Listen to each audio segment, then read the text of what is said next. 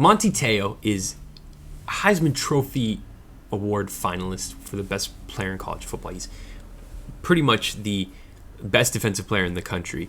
He was the victim of a catfish hoax after a situation arose where he got a lot of attention because his grandmother died and then his girlfriend allegedly died. But it turns out that that girlfriend never existed, that she was quote-unquote a catfish, which there was a film that came out last year, a couple years ago, about somebody forming a relationship solely online with someone, thinking that it's their girlfriend, falling in love with them, and then showing up randomly to visit them and realizing that it was a completely different person who was just bored with their lot in life and looking for some interesting new relationship, and they thought they needed to take on a different persona in order to achieve the relationship that they wanted.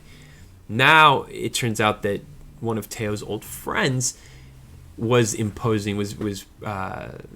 imposter and was acting like this girl, and it fooled Te'o for a good amount of time. So much so that he would tell his coaches and his teammates and his family about how wonderful his relationship with her was in different instances, even though they never actually physically met, which is crazy. I mean, this is a 21st century story. Only today is this even possible. And for someone to believe that much that this person actually exists. I mean, he had photos of her, which turned out to be from some other random girl on Facebook.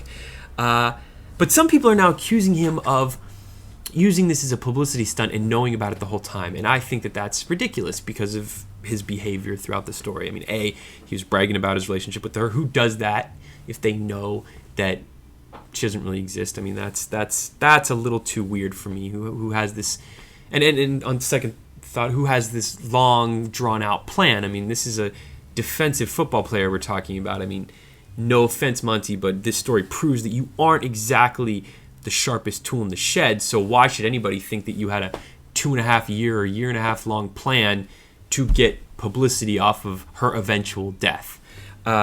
And the other thing is, why would you have her die right after your grandmother dies and you're just emotionally strung out? So, no, I think he was the victim. I think this is really embarrassing for him, and I feel really, really just bad.